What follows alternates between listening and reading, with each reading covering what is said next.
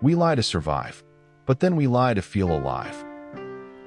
Somewhere in between, we forget who we are.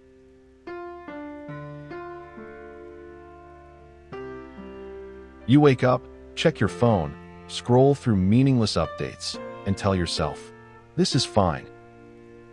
You're not happy, but you're not in pain either. That's the sweet spot, the gray zone where self-deception thrives. We don't lie to ourselves out of malice. We lie because the truth demands change, and change is terrifying.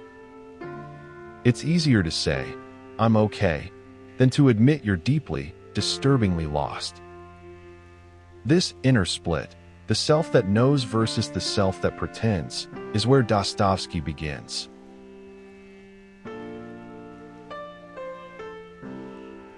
In 1864, Dostoevsky published Notes from Underground, introducing one of the most brutally honest and self-destructive characters in literature, the underground man.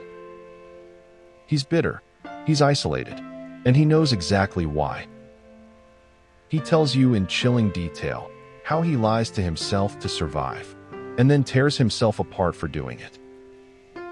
He begins by calling himself a sick and spiteful man. Not because he wants pity, but because he wants us to see what honesty looks like without decoration.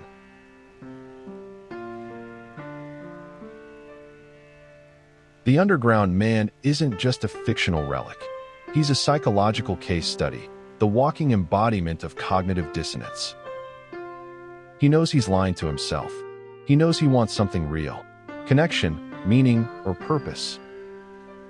But the moment that reality comes close, he sabotages it. Why? Because reality means responsibility. And it's far safer to rot in bitterness than to risk being wrong. This is the core of self-deception. We build mental mazes not to trap others, but to stay hidden from ourselves.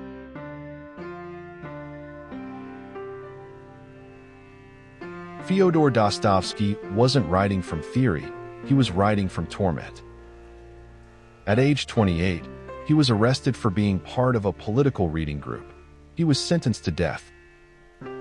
On the day of execution, he stood blindfolded before a firing squad and was spared at the last second. He spent 4 years in a Siberian prison, then years in exile.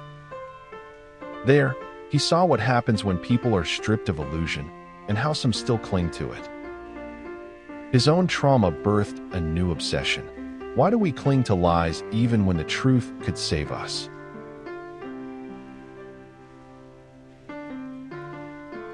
You don't need to live underground to be the underground man. You just need to scroll past your own emotions day after day.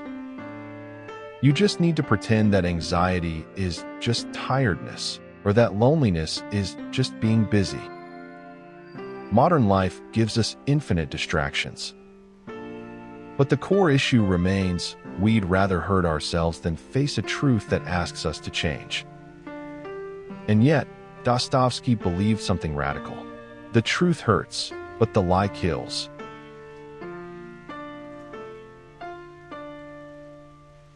Dostoevsky didn't offer comfort. He offered confrontation. He asked, what if the person ruining your life is you? And what if you already know it? We lie to ourselves because it's easier than admitting we're the problem.